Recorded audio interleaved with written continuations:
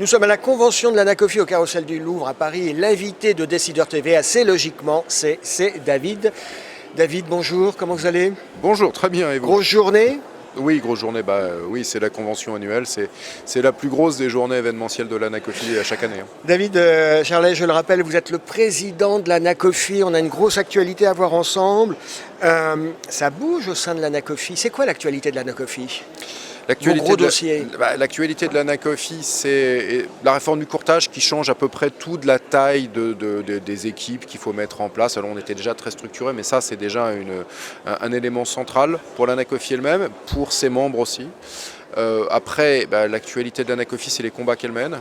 Donc c'est la réforme qui se prépare de tous nos textes, nos modèles économiques. Et puis c'est à l'intérieur de l'Anacoffi. On rajoute une couche de complexité. On rajoute une couche de complexité, on discute aussi nos modèles tout simplement. Il faut savoir que là, ça faisait longtemps qu'on n'avait pas remis en jeu les modèles économiques de nos entreprises au niveau de Bruxelles. Et puis le dernier point, c'est la réorganisation interne des équipes dirigeantes. Puisque, vous l'avez vu, on a installé une déléguée générale, mais il y a aussi tous les présidents qui sont en train petit à petit de changer sur toutes les entités de l'Anacoffi. On va y revenir.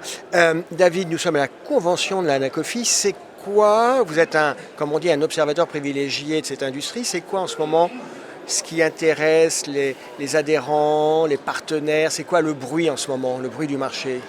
Le premier bruit, c'est on peut parler de l'inflation si on veut, mais globalement, c'est qu'il y a pratiquement un sujet d'inquiétude sur le marché pour chaque domaine que traitent nos métiers. Quand on parle de l'immobilier, on parle de la baisse de l'immobilier neuf et de l'éventualité de retournement de cycle. Quand on parle de la finance, on est inquiet sur les marchés. Quand on parle de l'assurance vie, on se dit mais vont-ils continuer à l'alimenter beaucoup? On a déjà vu. En gros, on est dans un moment rare, que je parle du crédit, c'est pareil, les intermédiaires en crédit, les conseillers en crédit le disent aussi.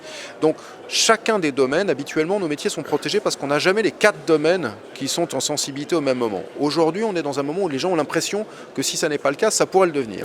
Donc ça, c'est un premier point. Le deuxième point, c'est cette énorme bataille sur nos modèles, j'y reviens, qui est vraiment un enjeu, parce que si jamais on change le modèle, que se passera-t-il sur les entreprises au moment où, en plus, on se dit, mais sur les différents marchés, il faut que je bosse pour mes clients. Voilà, ça, ce sont les éléments absolument chauds qu'il faut gérer et dont tout le monde parle en fait. Après, il y a la réforme du courtage, parce que c'est le moment de la transition, mais j'allais dire, même si c'est dans l'instant T le truc, en vérité, c'est un peu moins important. D'accord, c'est clair. Vous l'évoquiez tout à l'heure, David, la réorganisation de la gouvernance. Qu'est-ce que vous devenez ?